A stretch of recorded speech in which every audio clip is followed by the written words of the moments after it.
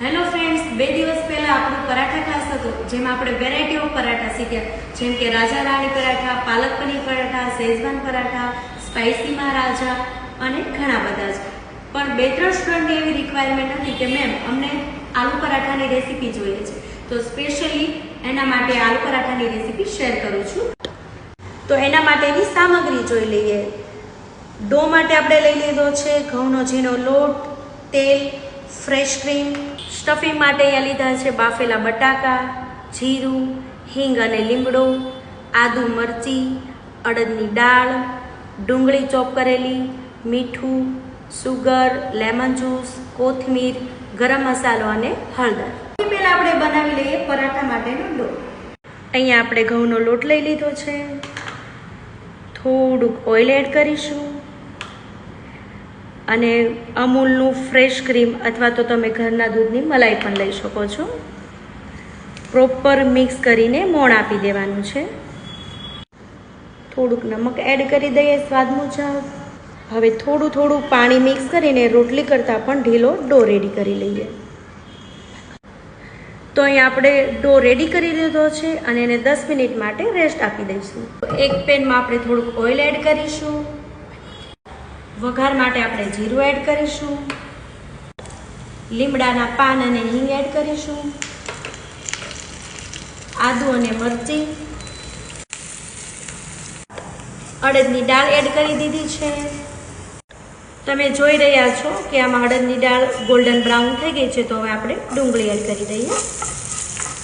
Transparent જેવી થઈ જાય એટલે બટાકા એડ કરી દેવાના છે. બટાકા એડ કરીને થોડુંક નમક, હળદર, થોડો ગરમ મસાલો આપણો હોમમેડ જ છે, શુગર એડ કરવાની છે,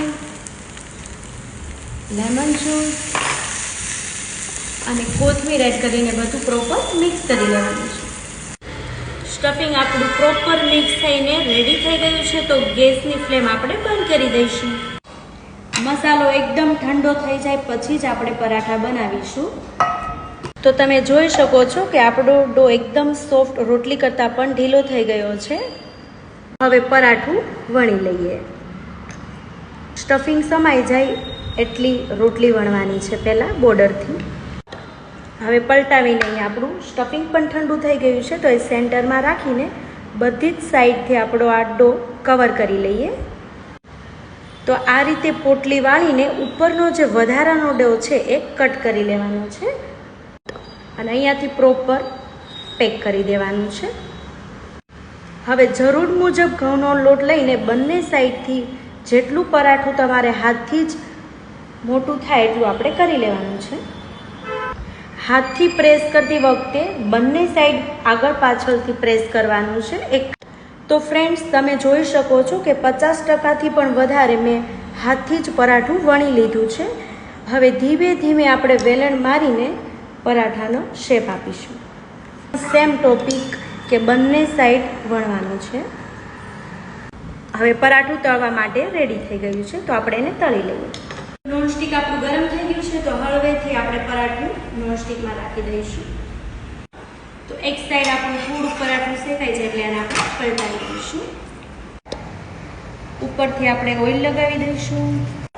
તો તમે જોઈ શકો છો આપણું પરાઠું ફૂલવાનું સ્ટાર્ટ પણ થઈ ગયું છે.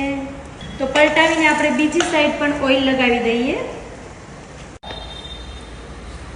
બંને સાઈડ આપણે પ્રોપર એને શેકી લેવાનું છે એટલે આપણું પરાઠું રેડી થઈ ગયું. તો તૈયાર છે આપણું ગરમા ગરમ આલુ પરાઠું.